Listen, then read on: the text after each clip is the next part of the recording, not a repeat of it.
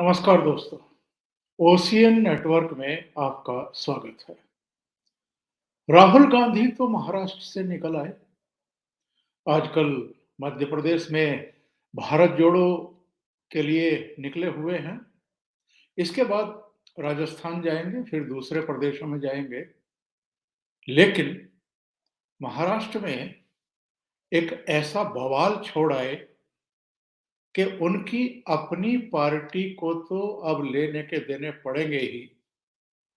उनकी जो सहयोगी पार्टी है इस समय, यानी उद्धव ठाकरे के नेतृत्व वाली शिवसेना, उसके जो सामना के कार्यकारी संपादक और राज्यसभा के सदस्य, शिवसेना के मुख्य प्रवक्ता संजय राउत भी आक्रामक मूड में होने का दिखावा करते हुए दिखाई दे रहे हैं। सामना में जो उनका साप्ताहिक कॉलम आता है रोक ठोक, उसमें भी उन्होंने राहुल गांधी पर अटैक किए हैं। अब ये असली हैं या नकली हैं, यानी वाकई उद्धव ठाकरे के नेतृत्व वाली शिवसेना को गुस्सा आ रहा है, यकीन के साथ कह नहीं सकते हैं। क्योंकि अगर वाकई इनको लगता है कि राहुल गांधी ने वीर सावरकर का अपमान कर दिया है,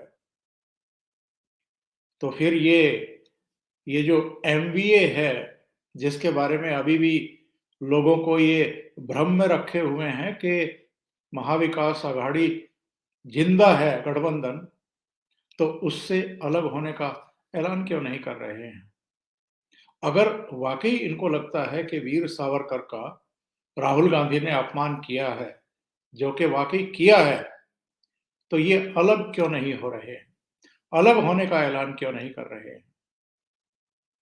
वैसे तो इन्होंने सामना में बहुत कुछ कहा है, और लास्ट में अगर आप जाकर के पढ़ें तो ऐसा लगता है कि जैसे राहुल गांधी ने वीर सावरकर के बारे में जो अपमानजनक बातें कही हैं, बेहद आपत्तिजनक बातें कही हैं, संजय राउत जैसे उसको जस्टिफाइड करने की कोशिश कर रहे हैं, ये कह करके कि चूंकि प्रधानमंत्री नरेंद्र मोदी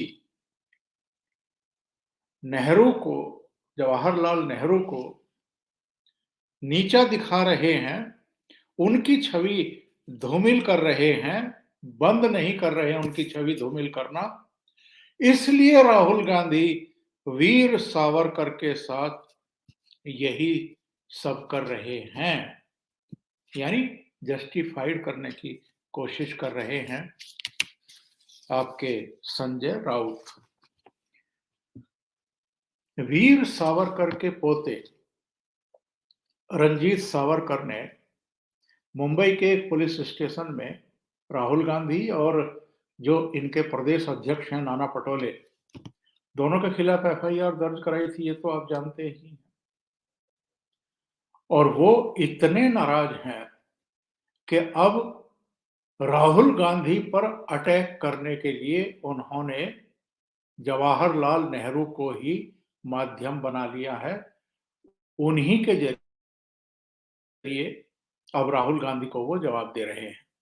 इस पर आएंगे वापस, लेकिन संजय राउत ने जरा क्या-क्या कहा है सामना में, और उसके जरिए जिस तरीके से वे, एक और जो घटना हुई है जिसमें भगत सिंह कोश्यारी ने एक समारोह में संबोधित करते हुए ये कह दिया कि भाई छत्रपति शिवाजी महाराज तो पुराने आदर्श हैं, जो नए आदर्श अगर आप तलाश करना चाहें तो डॉक्टर भीमराव अंबेडकर हो सकते हैं और नितिन गडकरी भी हो सकते हैं। इसको लेकर के वो प्याले में तूफान लाने की कोशिश कर रहे हैं, और जो कुछ राहुल गांधी ने कहा है उससे ध्यान हटाने के लिए भगत सिंह कोश्यारी ने अब छत्रपति शिवाजी महाराज के बारे में जो कह दिया, उसको तूल दे करके ये मांग कर रहे हैं कि चूंकि राज्यपाल भगत सिंह कोश्यारी ने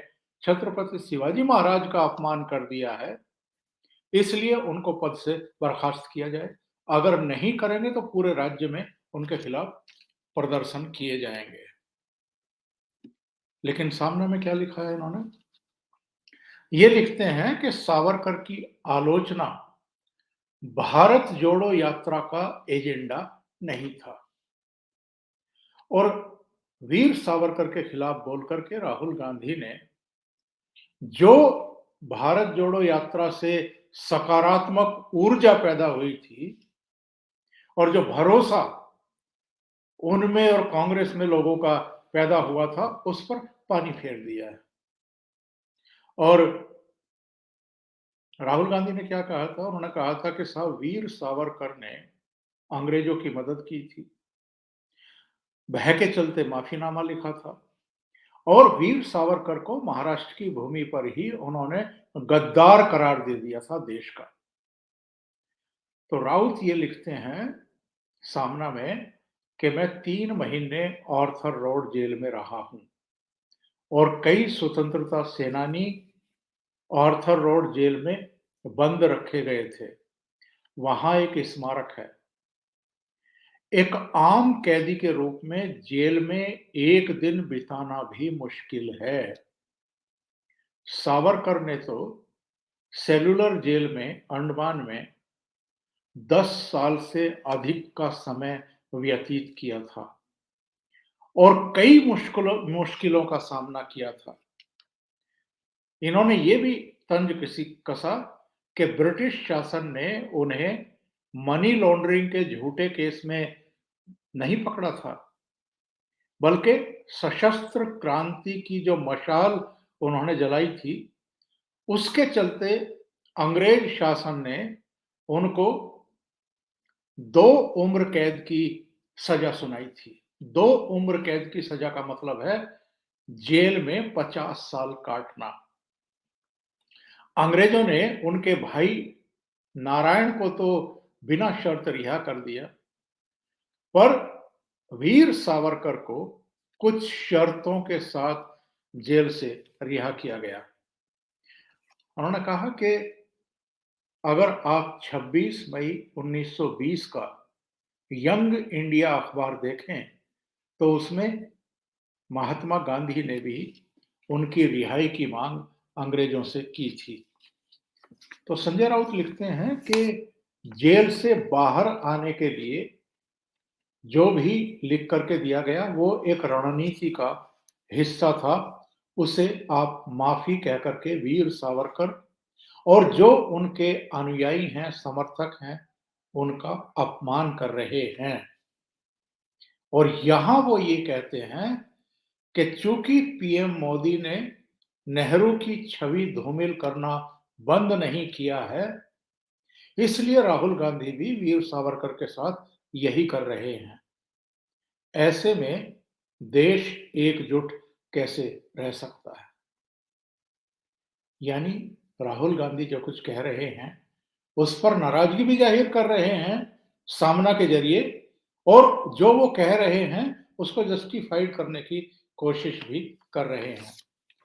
पर कम से कम जो वीर सावरकर के पोते हैं, रंजीत सावरकर, वो संजय राउत जैसी टैक्टिस नहीं अपना रहे हैं कि पब्लिक में ये मैसेज भी देने की कोशिश करें कि हम बड़े नाराज हैं जी राहुल गांधी से।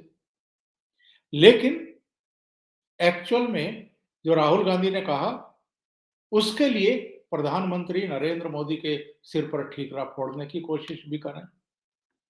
लेकिन ये डिटेल में नहीं बताया कि नरेंद्र मोदी राहुल को नेहरू को कैसे अपमानित कर रहे हैं और राहुल को उकसा रहे हैं। कोई डिटेल जानकारी नहीं दी। रंजीत सावरकर ने बाकायदा मीडिया से बात की और उन्होंने कहा कि जो पंडित नेहरू हैं, एक महिला के कहने के कारण देश का विभाजन करने पर सहमत हुए थे। जाहिर है, एक महिला मतलब लेडी माउंटबेटन, एडविना, जिनको लेकर के तमाम तरह के किस्से चलते ही रहते हैं, खास तौर से नेहरू के साथ उनके जिस तरह के रिश्ते थे। रंजीत सावरकर ने कहा कि आजादी के बाद 12 साल तक पंडित नेहरू ने देश की गुप्त जानकारियां अंग्रेजों के साथ साझा की थी और राज रंजीत सावरकर ने इस पर राहुल गांधी से जवाब मांगा है कि नेहरू ने अंग्रेजों से आजादी मिलने के 12 साल बाद तक भी गुप्त जानकारियां क्यों साझा की। उनका कहना यह था कि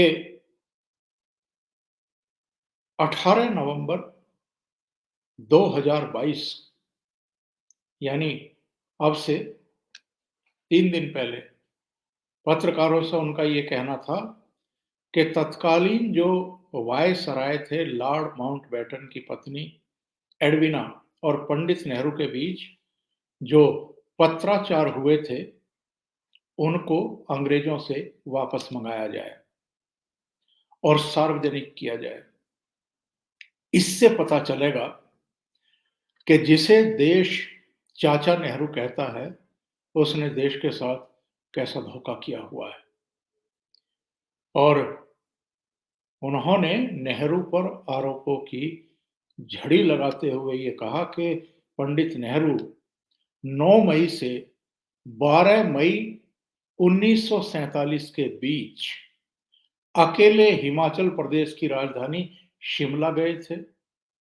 वे वहां 4 दिनों तक रहे और रंजीत ने यह भी कहा कि उस दौरान एडविना के ब्रिटिश सरकार को लिखे पत्रों में कहा गया था कि मैंने पंडित नेहरू को अपना अतिथि के रूप में आमंत्रित किया है। यानी वो शिमला में एडविना के साथ थे 4 दिन तक मई 1947 में। और व्यक्तिगत संबंधों को लेकर के एडविना के पत्र में जो उल्लेख है उन बातों का जिक्र करते हुए रंजीत सावरकर ने ये कहा कि पंडित नेहरू बहुत व्यस्त हैं। ये एडविना कह रही है अपने पत्रों में, इसलिए वे नर्वस ब्रेकडाउन के करीब पहुंच रहे हैं। उन्होंने मेरे साथ 4 दिन बिताए।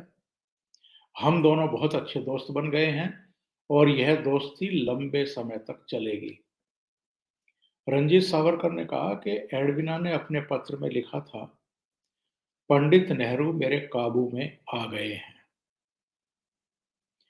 और रंजीत यहीं नहीं रुके।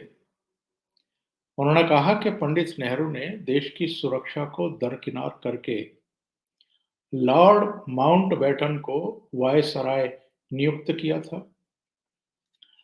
उन्होंने कहा कि बलवंत सिंह ने कहा था कि माउंटबेटन वायसराय होने के कारण पाकिस्तान में सेना नहीं भेज सकते। 20,000 लड़कियों का अपहरण करके पाकिस्तान ले जाया गया। नरसंहार को देख करके भारतीय नेताओं को समझ ही नहीं आ रहा था कि क्या करें। इसलिए मैंने पूर्ण नियंत्रण ले लिया।